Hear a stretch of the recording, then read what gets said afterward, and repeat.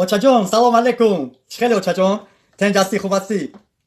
سازی بچم تینجی احوالکات خوبه سلامتی ساز میشوه اوچا میشوه. ما هم گشتیم در رسیه اوچا باور کم قضیه کشتیم کمی غریبی جگرم هم میکفونم که جگرم او میشوه کم وقتی اوضاع تر میفهم اوچا. اوچا جون خیش تبارو چخیلن خیشو همه ساز خدا را شکر همه نه از همه تینج همه میپرسم ما هم یاد کردیم تره بچم اگه با فکرم دیگه گپ زدن نمیتونیم اوچا برای چی گیره داری اوچا؟